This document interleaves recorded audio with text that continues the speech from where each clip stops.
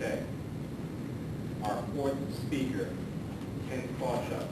Taking liberties with business cards. Taking liberties with business cards, Krawchuk.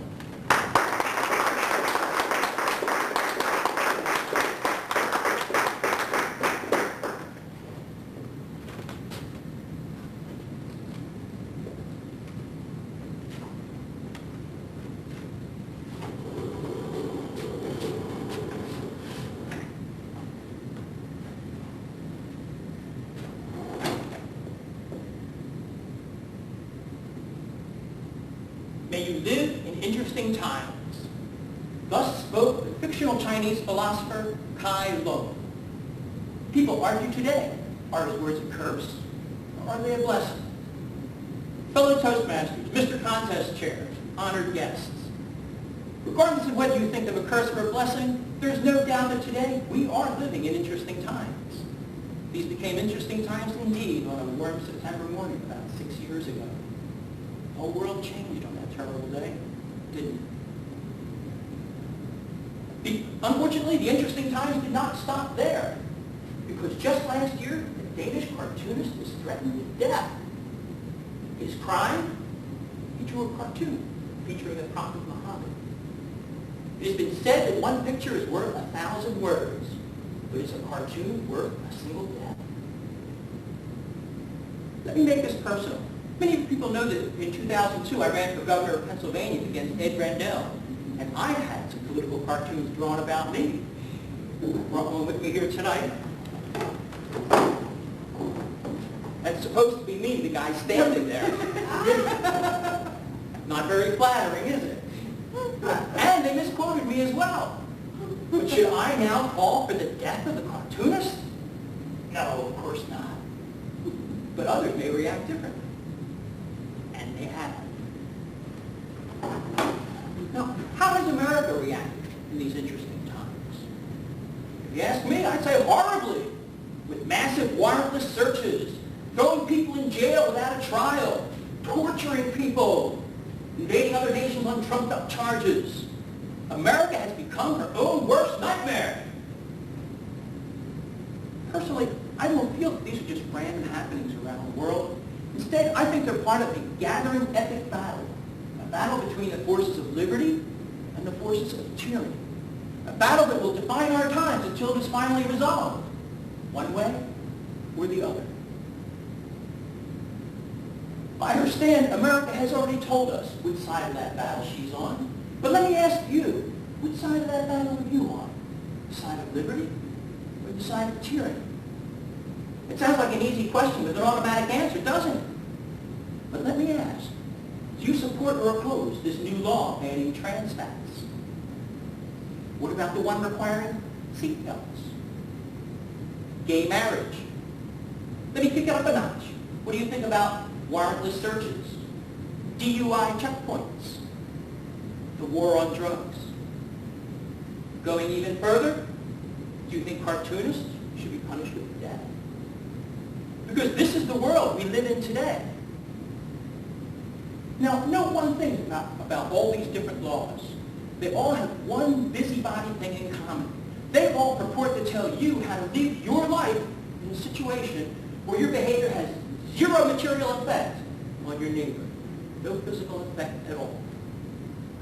And it's not just the law. Even the social mores of our nation have taken a turn to the dark side these days.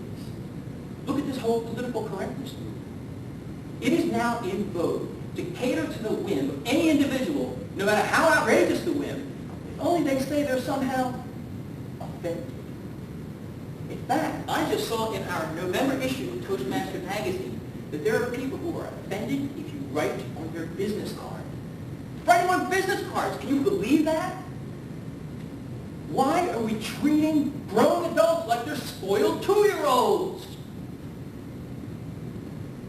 We live in interesting times. A curse? A blessing? I can tell you. Because there's a second part to that ancient quote which undeniably resolves the conundrum. May you come to the attention of those in authority. Now that's definitely a curse. Especially if you're standing in line at the airport. Let me make this one personal too. Our Vice President of Membership, Mark Farnsworth, recently came to the attention of those in authority, and not just any authority, but the Darth Vader of American authorities, the IRS. Well, they ultimately took him to court, but when they took him to court, they never said which law he broke, they never said which tax he owed, or how much. The judge sentenced him anyway, earlier this month. Today, he's still in prison. Tyranny has taken our Vice President of Membership. May you live in interesting times. May you come to the attention of those in authority. And it gets worse because there's a third part to that ancient quote. Who else doesn't want to hear it? May you find what you are looking for. Now that's a curse. But what is it that we're looking for in the world today?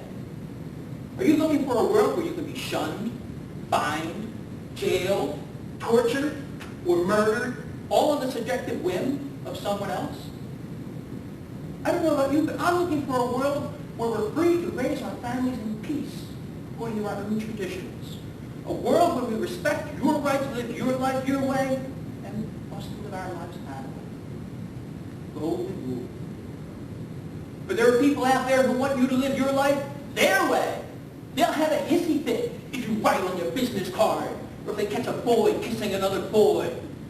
In some cases, they'll call for the death of a cartoonist, or leave people rot in jail for 5 years just like America has done. But don't you see?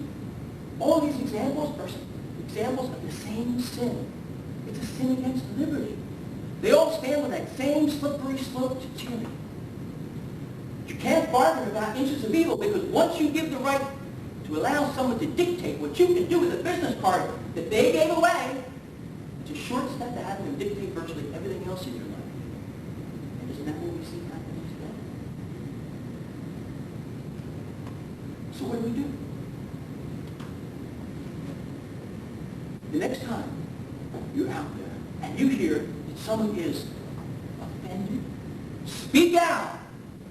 I think this world is what you choose to make it. Whether you choose liberty or you choose tyranny, that choice is always yours. So ask one simple question. Ask them, whatever happened to live in that way?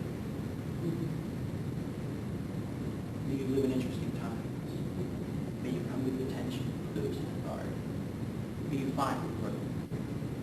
Fellow Toastmasters, I pray that you look